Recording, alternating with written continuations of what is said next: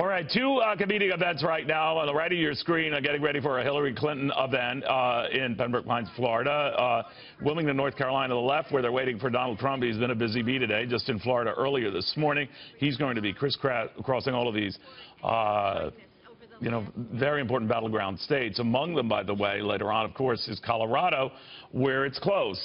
Bernie Sanders is trying to win over a lot of the independents there who are not quite convinced that Hillary Clinton is their cup of tea. Robert Gray is in Colorado, where later on the senator will be appearing. Robert.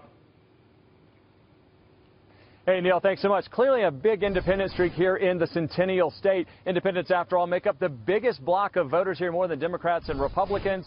And we also have, they'll be basically tipping the balance here in Colorado, possibly with the 9 electoral votes, tipping the whole thing here. Neil, we'll have to wait and see how everything stacks out later on Tuesday. But let's take a look at a Fox News poll about independents just out this week, showing that independents now 21% less likely to vote for Hillary Clinton after the recent reopening of the case by the FBI. Now, take a look at the poll further. This is national, keep in mind, not just Colorado. Nationwide, Trump leading this poll with 41% to Clinton's 33%.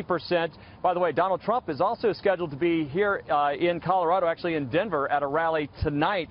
As a part of his flybys today, and making pit stops in a number of states.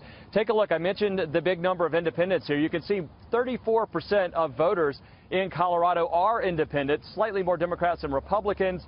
But again, those independents are going to be the ones who basically decide this thing. If you look at some of the recent polls here, Magellan Strategies based in Colorado showing Clinton with a 6-point lead. The University of Denver showing a dead heat. So you can see it's going to be a close race here. The independents, by the way, Neil, not voting yet. For the first time, Coloradans were mailed ballots home. They could mail them in or bring them in on Election Day to cast their ballots. And Democrats and Republicans have been voting. More than half of each of those have voted, but only 37% of the unaffiliated have voted. So Bernie Sanders here in town, as you mentioned, here in Colorado Springs, where I'm standing, at Colorado College just up the street, where he'll be trying to sway some of those independents to cast their votes for Hillary. And of course, he'll also be stopping for the first state-run health care that's on the ballot here. It's called Colorado Care. But this, of course, Neil, after the WikiLeaks dump, where we have advisors for both Hillary and a former Bill Clinton advisor talking about how to bury Bernie Sanders. So we'll be interesting to see how that plays out, and we'll be there later. Back to you. Thank you, Robert, very much. Robert Gray.